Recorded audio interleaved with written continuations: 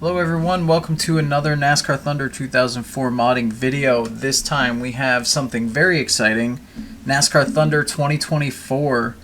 There's no new NASCAR game this year, and that is not a problem anymore. We're going to go back to the future with this new mod here.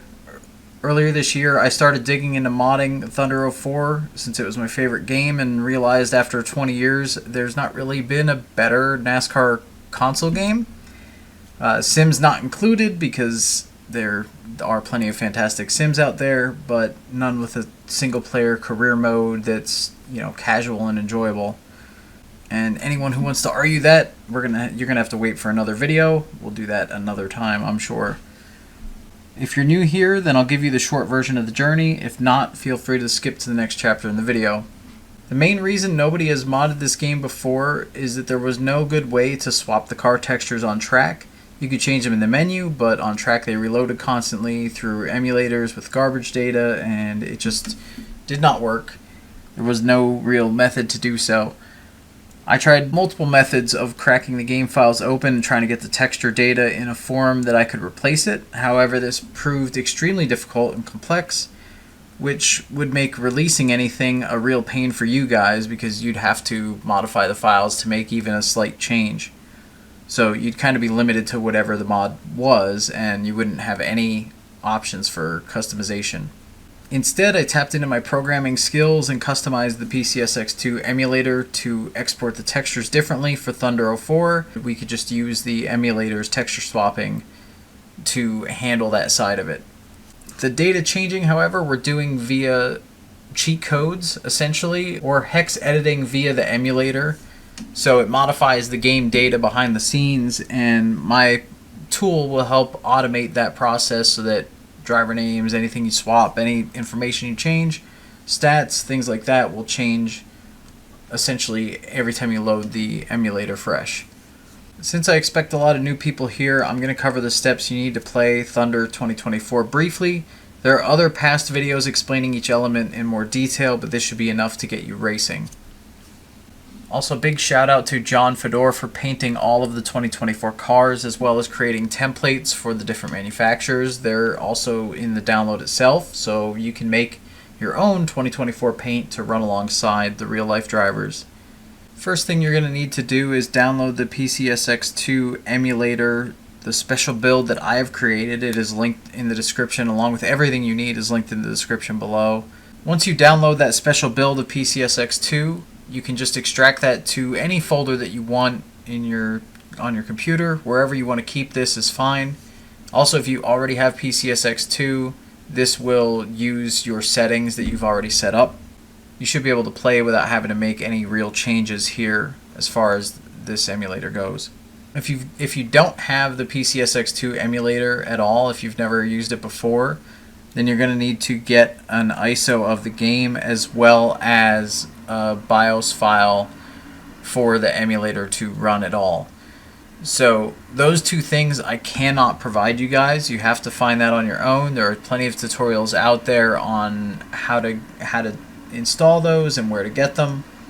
You're also going to need to download the mod tool itself. Again, this is linked in the description, and you'll need to download the 2024 pack, which is a separate file because there are multiple season packs and series that are being released for this. We already have 2003, 4, 7, and others in the works. But just for this video, you'll need the 2024 pack and the mod tool itself.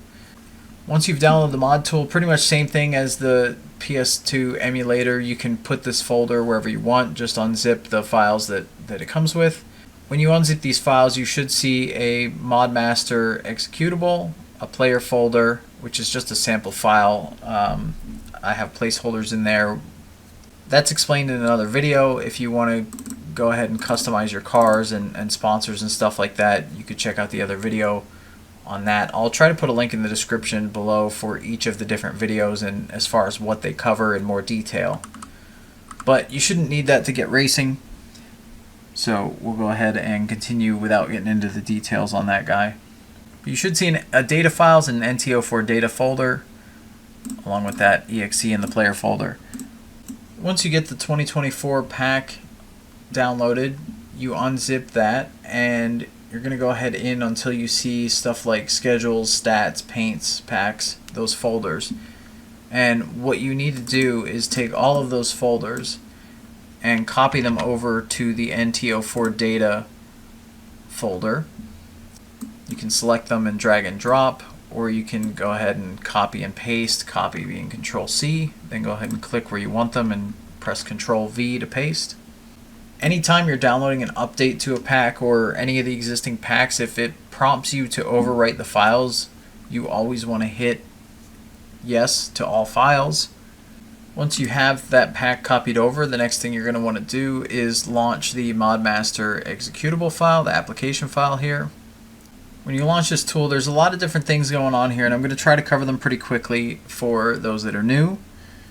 Two most important things, and you should only have to do this once. You need to set a cheat file folder path and a texture output folder path as well.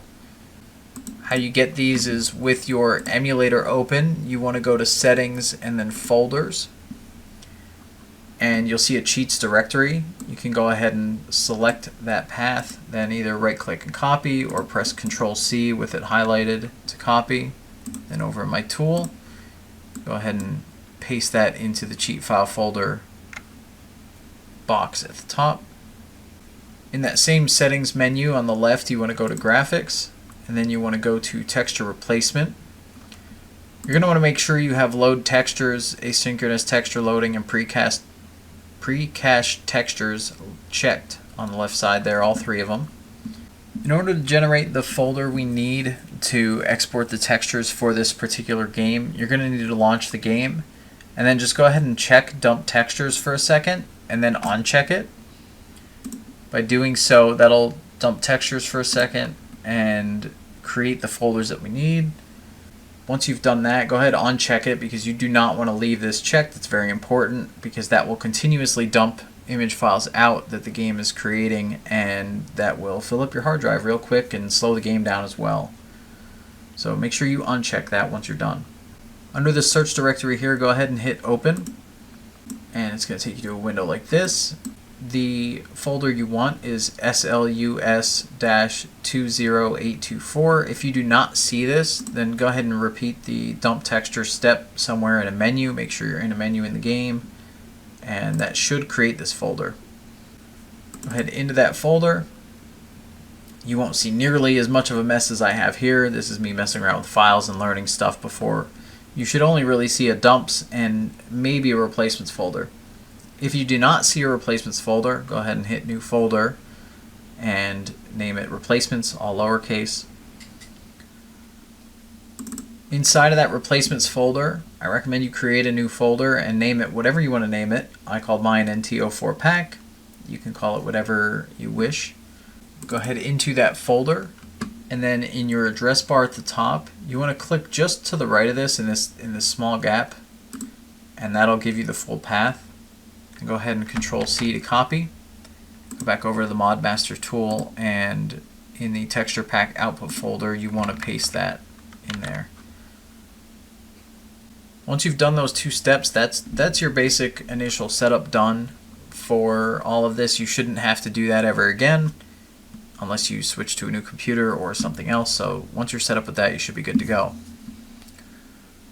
This 60 FPS patch at the top, I recommend not running this or testing it out with your computer, seeing if the game bogs down. Some of the high-res texture packs can cause this to bog the game down a little bit. But if you want the game to run at 60 FPS, then you can check this box and try it out and make sure your system works. Randomize paints.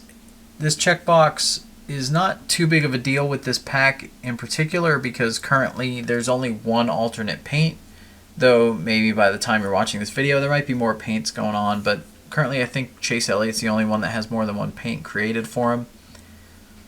So randomize paints, every time that you create the texture files for the game itself, this will re-randomize which paint scheme they're using. This career year stat adjustment, this is to keep the game difficult throughout the career mode through multiple seasons. There is a limit on this though. It's just a boost to their stats to make the cars faster and more aggressive over the multiple years, though it does kind of cap out after a certain point. and I really think by year 4 is about 3 or 4 is where the game is going to be at its best. Anything beyond that, they kind of lose their ratings a little bit. Everybody kind of caps out on certain tracks, and the drivers might not have as much variance between them in speed. So it might get a little funky beyond that point, but as you go through the seasons, you can up this, or if you feel like the game is too easy, you can go to a higher setting. If you're doing season mode, I recommend starting with the Race Now. I believe Race Now and Year 3 are exactly the same. I just labeled them differently so that you know if you're doing career, you can go through the years. If you're doing season mode, start with Race Now. But like I said, if you find the game too easy, you can go to a higher number. If you find the game to be too hard, you can go to a lower number. That's all up to you as you play, and you can change that at any time. You can do it mid-season or between races or whatever. Top right, there's a checkbox for override berth and rookie years. I definitely recommend this for career mode. If you're potentially going to run multiple seasons in something like career mode, where in real life you'll go through time. Now, obviously with the 2024 pack, you're probably just going to run the 2024 cars. You'll probably run multiple seasons, so technically you wouldn't normally want this checked for the 2024 so that people will retire and swap rides, but we don't have any Busch drivers in this set, so really the guys retiring, it's just going to drop them out of the series entirely, so you're going to just lose people over time. So to keep the roster, the correct active roster, you want to keep this checked. The other thing is the years that it overrides with. As you run through multiple years of the career, you want to up these numbers. So each time you complete a season, you want to up these by 1. Again, that's to prevent drivers from retiring in the career mode. The main point of that, if you were to run our 2003 pack and then switch to 2004 and then switch to, if we get 2005 done in time, switch to 2005 and so on, if the drivers retire or get replaced by other drivers, then it causes issues with the other packs. The other option here is the career year override. So normally this would be to set your starting year and making the career longer or shorter. Note that the career mode ends in 2023 no matter what. So if you set this to 2024, then you're going to just have one season in career mode, which is not what you want to do. So I recommend just leaving this alone and running it as is. These two items right here are to set your race length. So the drop down itself is what you're going to set in the game, or what you're going to select when you're playing in the game. Just note, as is mentioned here, the fuel and the tire wear is based on this selection. So if you select 25% race length, then the fuel and tire wear is going to be fast enough so that you'd have to pit somewhere around like the 12 to 13% mark. So keep that in mind. If you choose a shorter length, you're going to have quicker tire wear and lots of pit stops. Whereas if you pick a longer length, you're going to have less pit stops and less often. This can get a little funky if you do custom race length, which is down here. If you do a custom race length, essentially what that means is, say I don't want to run 50%, that's too long, but I'd like to run more than 25. So what I recommend doing is setting your fuel mileage and tire wear to 50% and what you select in the game to 50%. And then setting your output length to what you want. So say it's 40% instead, is what you like to run. Then this will apply as expected. Your tire wear and fuels will be based on the 50%, but your actual race length will be 40%. You can leave these even up, and then you'll have a normal experience with the game. It won't change anything, but that offset is essentially if you want something a little more custom. I personally like to run like 18 to 20% race length, so I do 25% for tire wear and 18% for my race length. This list of tracks right here that has a percentage adjustment next to it, this is used to offset the AI so that they're a little more consistent from one track to another. So, many people I'm sure noticed in the base game that Bristol is a really tough track. The AI seems to be faster there than other places. Road courses, they seem to be slower, so Sonoma and Watkins Glen have them cranked up to 200% adjustment. So essentially what that means is the higher number you put here away from 100%, the faster they'll be versus the normal game. The lower percentage you set here, essentially you're going to slow them down more. So if they're a little too fast for you at a certain track, you could lower this number. If they're a little too slow for you at a certain track, you could raise this number, and it'll adjust them appropriately. I usually go in increments of like 10%, but it's up to you how you want to adjust that. Whenever you close the tool out, this stuff will all save along with all your settings here. You also see a checkbox for use custom AI settings. This right here, if you leave this unchecked, will use the game defaults. If you check it, you can override these settings. These were not customizable in Thunder 04, but in Thunder 03 you could select these regardless of difficulty. Normally these set up when you pick rookie, it has defensiveness down, rec frequency up, aggressiveness down. It's basically this if you have rookie. If you pick veteran, they're all in the middle. And if you pick legend, they're the opposite. So they're normally like this.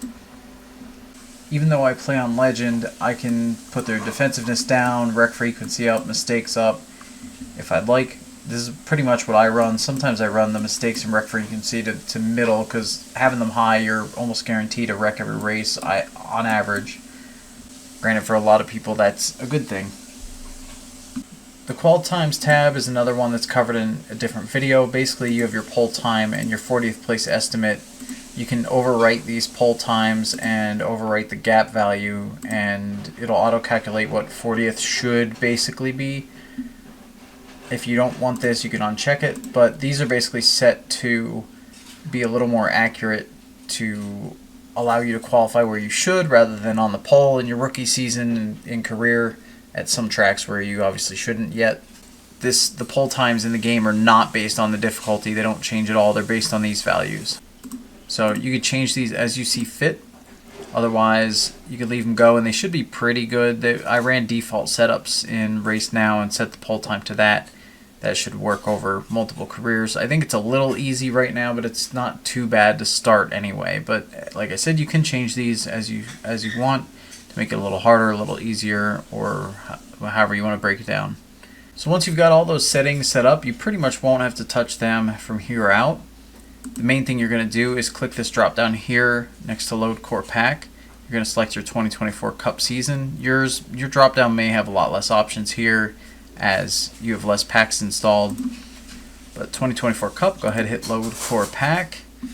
Now, one thing that's different about the 2024 pack is that I made sub packs for each individual race. You technically can do this for any of the sets, but I didn't go through the trouble of finding out what drivers did or didn't make the field in each race. But in the 2024 Cup season, obviously we have less than 43 cars.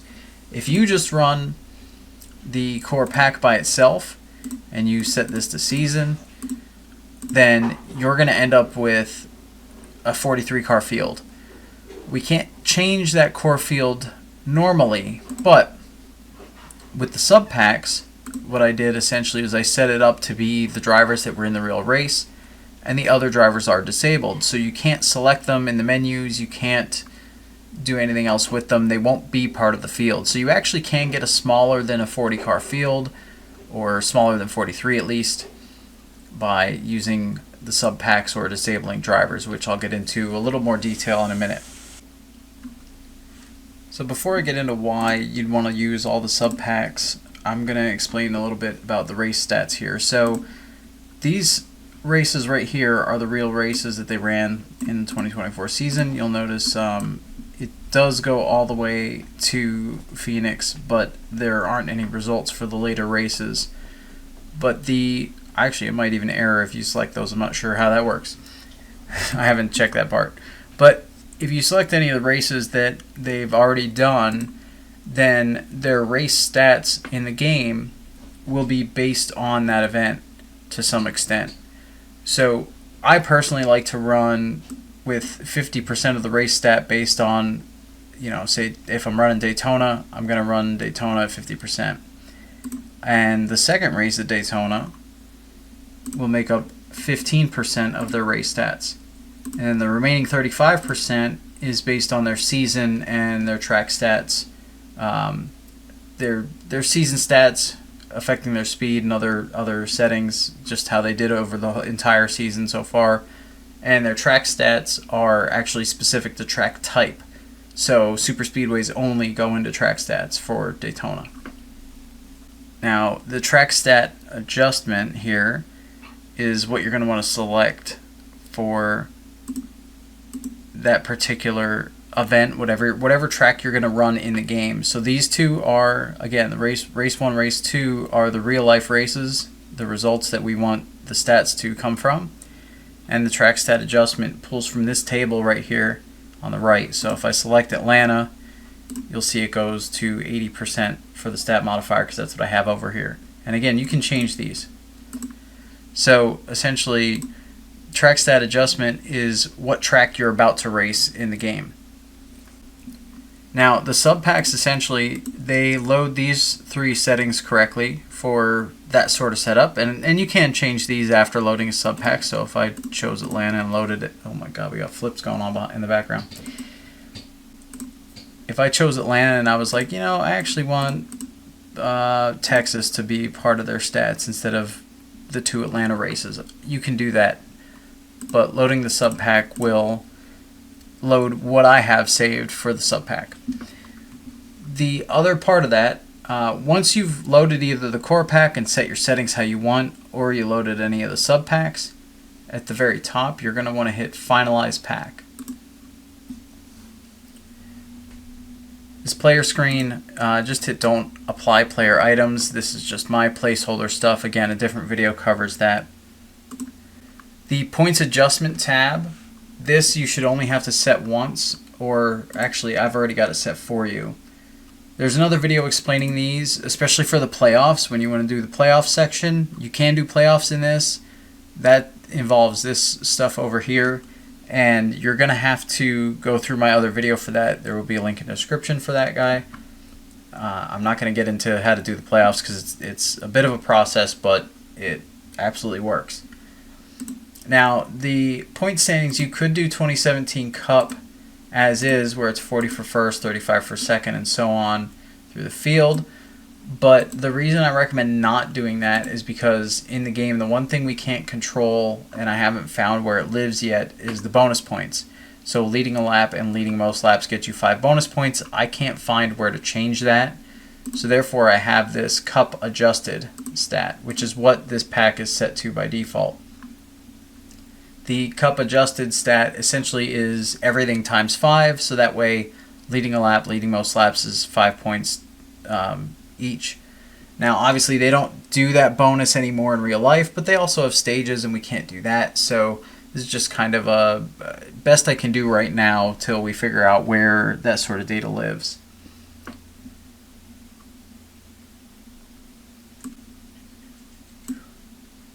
Now that's already set up on the core pack. If you do change this, make sure you hit Save Core Pack.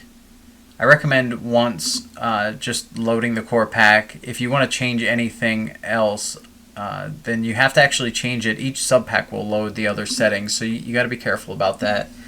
They're all set up for this point settings that I have here and the schedule as well, so you may have to be careful about that when loading sub packs.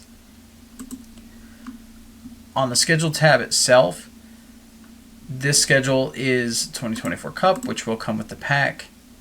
This drop down over here sets what you're selecting in the game and how fast your upgrades happen in career mode. You technically can set a 12 race season to overwrite and put the full 36 race schedule on as what happens in the game. All that's going to do is make your upgrades happen quicker with your car and repairs and things like that. It takes less races. But if you put this on 36, then you'll have the core experience, or if you want to run a shorter season, you can offset it as well. But make sure whatever you set in this drop down is what you select in the game to get your custom schedule. Now, the only thing that you may want to change in this game is stuff like the road courses that we don't have in the game. So, for example, for the Charlotte Roval, I have Phoenix Infield because I think it's the most interesting of the Roval tracks that are in this game. I also took, for Circuit of the Americas, I have a fantasy track in the game, Sawmill, and I had to change the payout so that it's a little more in line with the rest of the races. But if you don't like Sawmill, you just click anywhere in this row, hit Remove Selected Races. Go ahead and select from your drop down what track or race you'd like to put in there, if any. You could just leave it out entirely, make your season a little shorter. But let's just go ahead and say maybe we want to run Tiburon, another super speedway just for fun, and hit insert race above, selected, and there it is. And if you want to change the length, this is the length you're going to get with your settings from the original tab with all the race lengths. But like the All-Star Open, that's really short. So you type a number, 100% lap override. So this is what 100% laps are over in this column.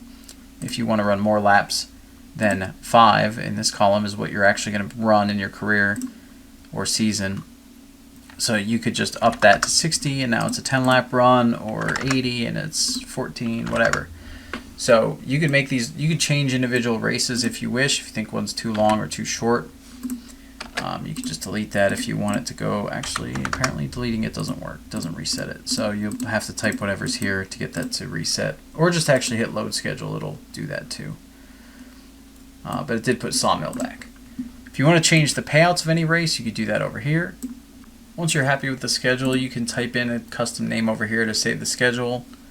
You also want to save the core pack so that it uses this schedule all the time. Or if you want to run the game's default, you can just uncheck use custom schedule entirely. The sponsors tab, I'm not going to explain this one in this video. That's a very recently added feature. Know that package sponsors work, but if you want to change any of these, you'll have to refer to a different video for that. So the Finalize tab is the last one that we're going to cover here. This is the main one. So when you're playing through a season, you're essentially going to be on the main tab and then loading a core pack, loading a sub pack for what race you want to run next, hitting Finalize, wait for it to load, then go to the Finalize tab, and essentially all you're going to do is hit Generate Paints and PNatch. PNatch is the name for the cheat file that the game uses. The paints are just the textures that it's going to swap out. But the other things that you can change here that I want to note, so I have for Atlanta, you can see in this column here all the drivers that competed in the race. So Allmendinger, Shane Van Gisbergen, and many other drivers did not compete in the Atlanta race. So I have them set to disabled. Everyone else I set to full time. Now technically you could set these guys to part-time and also race. It kind of doesn't matter if you're doing less than 43 cars. If you want these guys to be in the race, you can change these right here. Just change them to full-time or part-time, or even actually I think fantasy also works because it's just filling the field up to 43. You see I have 36 full-time drivers right now selected. Now yes, I know that's not how many started the Atlanta race, but as far as the paint schemes and drivers that we have on tap here in this pack as of the video, there's only 36 that ran Atlanta that are in the pack. That said though, if you wanted to make it a full 40, you could add a few more drivers. If you want to make it 40 with you included, then you want to actually make sure you stop at 39 full-time drivers. Unless you're playing season mode and driving as one of the people in the field, then of course you'd want to set it to 40. But for the way this is set up right now, every single race I have in this sub pack is just whatever ran in real life as far as the combination of drivers. And we do have Corey LaJoie in the 7 and the Justin Haley in the 51. Technically that does change later in the season, and technically there is a way to change that in our tool here, but it's not very intuitive right now. You have to change outside files, so I kind of left that out for this video, but they ran majority of the season in this combo, so I don't think it's too bad. But it's it can be fixed just by swapping some texture files around if you wish. But again, that's covered in a different video. I'm not going to get into that here because it's a little advanced. That said, you can see right here is the calculated rank for the individual race based on what stats I have up top. And these race rank percentage applications, so essentially there's a few stats that I'm calculating off of. Obviously it's based on that race, and it's a combination with their season stats, as we saw back here, the race 1 stat, race 2 stat, and percentage of season stats. But once you go to Finalize that calculates this rank here, but it's also including for the race itself, the driver ranks aren't just their final finishing position. It's a combination of a few things. So their finishing position, the way I have it set up right now, is 34% of what their rank is based off of. 15% of their rank is based off of where they started, where they qualified.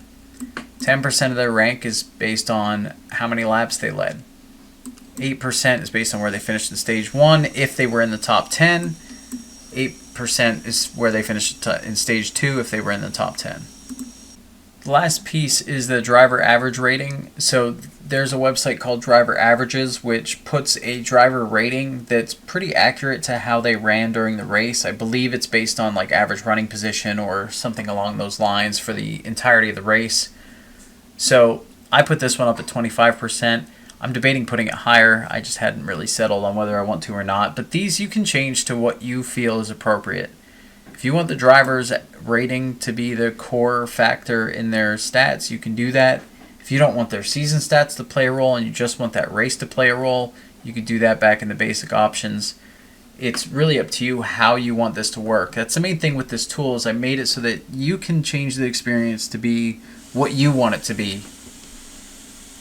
So all of these settings up here, I just want to note, they do not save with the packs themselves. These save based on your instance of the program. So if you change these when you close out of the program, it'll keep them the same way that you had them set up. So if you're jumping between packs, it's actually not going to save with the pack. It's just what your settings are. The last thing I want to cover really quickly is the re-rack track stats checkbox. So drivers have different ratings based on track types, which affect their stats to some extent. And this is based off of their essentially average finish at each track type over the course of the season. And this is essentially just their rank. So Hamlin and Bell for short tracks are ranked 8th, Brian Blaney's ranked 9th, and so on. But re-rack track stats, what this does is it takes this and essentially resets them from 1 to 40 whatever. So the reason I have this checkbox, I've run with and without it. It kind of works either way.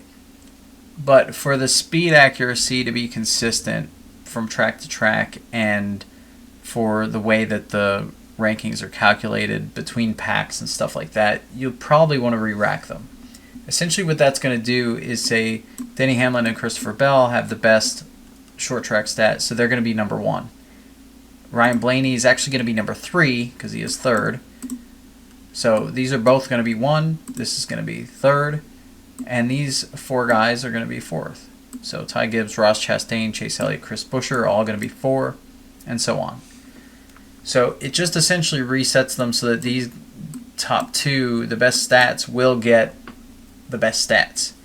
Otherwise, it's going to give them an 8th place stat ranking. So it's a little funky. It's just a behind the scenes thing. Checking or unchecking this, it kind of works either way. They're still going to be about where they should be speed wise. But I personally run it checked. That's just a preference thing. So again, beyond that, once you're done setting up whatever race you're about to run, you hit Generate Paints and Peanut. It's going to take a minute to load. The first time might be slower than all the subsequent times, but it should be quicker second time onward for the paints and everything. Once you've generated Paints and Peanut, you want to jump over to your PCSX2 emulator. Go ahead, select NASCAR Thunder 2004. And very quickly, you're going to want to go to Settings and Game Properties and make sure under Cheats that it is not checked. You have to do this every time, otherwise you have a chance of getting stuck at the loading screen. So you want to leave it unchecked. If you left the emulator open and you use the tool in between, you'll probably want to, when you recheck it, hit Reload Cheats. But essentially what you want to do is you want to uncheck the cheats until you're past the loading screen and it says Press Start Button. Once it says Press Start Button, then go ahead and enable your cheats. If you forget to do this, just hit System and then Reset, and it'll reload the game, and you can just wait till it's up to this point to check them. You also, again, just one time, you want to double check under graphics, texture replacement, that your load textures and all this are checked on the left side, and that dump textures is not checked. Once you've done that, you're good to go racing at that point. You can use tab in the emulator to speed it up. You'll see I have a couple extra logos. I made a 24 logo for this just for fun. But if we were to hop into a race, you can see we got all the drivers and cars. If for some reason you see different names here, then the cheat codes did not work. If you see the correct names in the list and car numbers in the list, but you have the wrong images here, you'll have some generic drivers from the 2003 season. You'll see a different driver than the number, than the car. There'll be a completely different combination that doesn't make any sense. If you see that, then that means that your textures aren't working correctly. So again, if the names are wrong, your cheats didn't work. If the images here are from 2003 and all jumbled up, then your textures didn't work. If your textures didn't work, then you simply will want to check your path, your texture output folder path. Make sure it is, that textures SLUS with the 20824 replacements and your custom folder. The cheats path, again, these two paths you can check within the settings. So settings folders is where you check for cheats, and under graphics, texture replacement is where you check for textures, but there are subfolders beyond this. You can't just use this path. Beyond that, once you run your race, you can go ahead and you can save your career mode, you can save your game after that one race. Also, on the driver select screen, you're going to notice that I'm missing some drivers that are shown in the pack because they are disabled for the Phoenix race. They weren't part of the field in the Phoenix race, so they're not listed. The guys that were part of the Phoenix race are all listed here. Also note that it may show as if there are multiple textures here for each driver, but that's not the case in the game. Just a limitation of the game for some of the cars. They can't have multiple textures the way that the base game's set up. So therefore, the multiple textures is controlled by my application. That's that randomized paints. Again, though, for this pack, Chase Elliott's the only one that has two cars, but you'll see him jump between the Napa one and the Hooters car. Other than that, you run your race in the game, you save your game, and then you load the next sub pack for the next event that you want to run, and finalize pack. Finalize tab, generate paints and PNatch, then you reload your game and it'll have the new field in. So for example, AJ Allmendinger is not selectable right here, but if I generate paints and PNatch and I reset my game, disable cheats on the load screen, I have it sped up so the loading goes faster. You skip the intro. Once it's loaded, check your cheats. So you'll notice now AJ Allmendinger's in the game. He is a little bit out of order. Some of the drivers are. That's just a weird thing about importing drivers and the way that the tool has to work. So don't be panicked if they're not listed in order. It's totally fine. They mostly will be. There will be a few exceptions, but they'll mostly be in order. Lastly, before I forget, there's two things that you're going to want to change in your settings that I did not cover in this video. It is covered elsewhere, but I'm going to cover it for the new people. So if you go to settings and then graphics, you go under rendering, the internal resolution. I recommend if you have a decent system, you can run this at 4x. I know 8x sounds tempting, but with the high-res textures, it can bog the game down even on a really good system. It's just a limitation of the PS2, not necessarily a limitation of your computer. But running them at 4x makes the game a lot prettier. I'll even just show you right here. If I change this to, oh, hang on, that's not going to change for the game. If I change this to PS2 default, you'll see everything's very blurry. If you change it up to 2x, it's a little clearer. You change it up to 4x, and it's a lot clearer. Now 4x to 8x doesn't make a huge difference on most computers anyway, so it shouldn't be too big a deal. If you're having frame rate issues, if you're having slowdown, I recommend changing this to a lower number. Again, 2x is pretty good. so it shouldn't be too big a deal to run at that or even 3x, but I like to run at 4. That's just my preference. Lastly, you want to make sure under display that your aspect ratio and FMV aspect ratio are both set to widescreen. The other thing you need to do to get proper widescreen to work in the game is go System, and then I'm going to hit Shut Down. You have to be outside of any game. You hit System and Start BIOS. That's going to start up this familiar screen. Granted, mine's jittery for some reason. Why is mine so jittery? Oh boy. I think that's to do with my other graphics settings. I don't know. I apologize for mine being jittery. Yours shouldn't be out of the gate, but just go ahead down to System Configuration and then head down to Screen Size and make sure that's set to 16:9.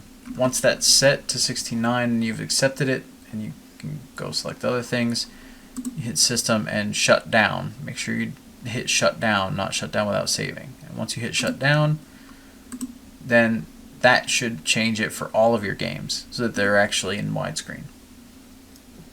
If you find yourself stuck at any point, or if you just want to join the community and stay up to date on updates, I am going to update the sub packs for the races as the rest of the season plays out. And if we add any paint schemes, they'll be done through updates as well. The best place for that, I don't make videos for all the updates.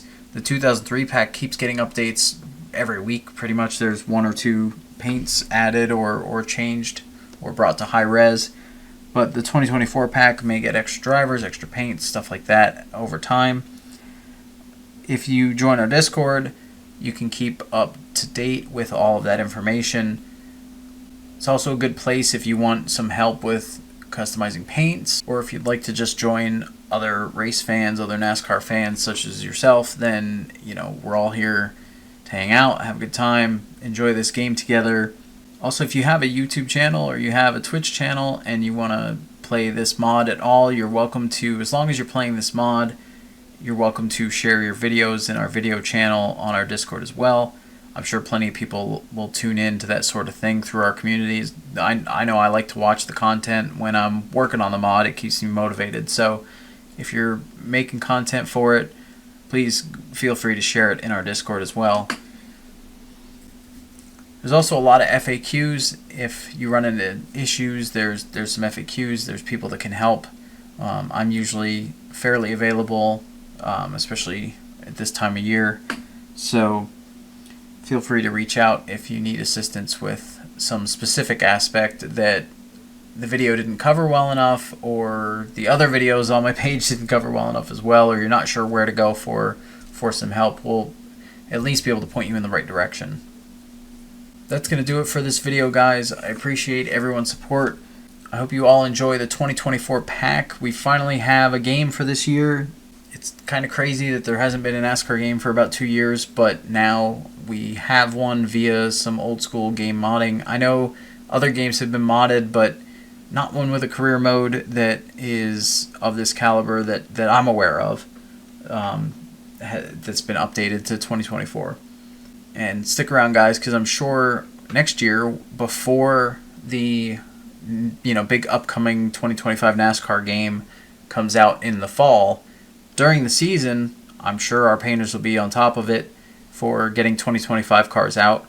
So we'll be able to stay up to date even through next year, and we can make the ratings based off of 2024 season with a little bit of fudging the numbers to try to figure out where somebody belongs, if they're a rookie or swap teams, stuff like that, as far as adjusting their stats. And as the season plays out, we could plug in the real stats and let them kind of meld into what is accurate. All right, thanks again, and I hope to see you guys on the track.